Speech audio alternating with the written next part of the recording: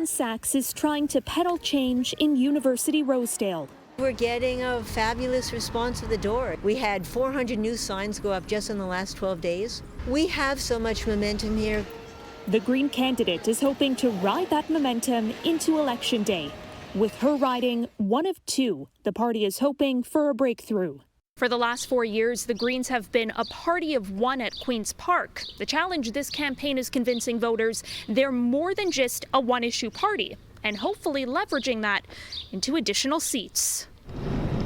For decades, the Ontario Greens have pushed the climate conversation into the spotlight.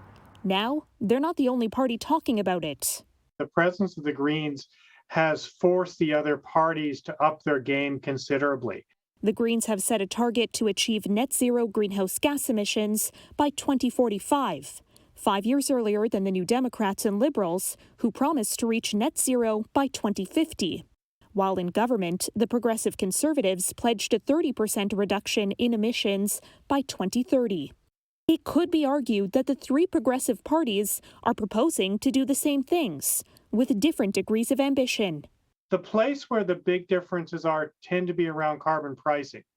And that's where the Greens are probably the boldest. But again, all three effectively are proposing to do something quite substantial in that area. The Greens now have to compete more fiercely for the votes of people who are environmentally conscious. This political scientist says the Greens under leader Mike Schreiner have done a good job of diversifying their platform. The messaging that the modern Greens are offering Ontarians is that there are really very few aspects of public policy that are untouched by environmental and sustainable concerns.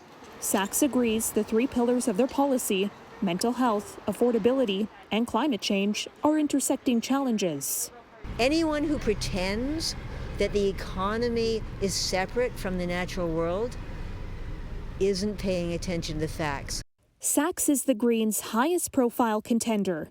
The province's former environmental commissioner, she was fired by Doug Ford in one of his first acts as premier. That's 72 floors. I canvassed that building. Now she's running for a party with almost no chance of forming government, but one that insists it could hold the balance of power if it had more voices at the Pink Palace. We're not going to be government, but oh my goodness! We're going to continue to be necessary. The hammer blows of climate change are going to come harder and harder.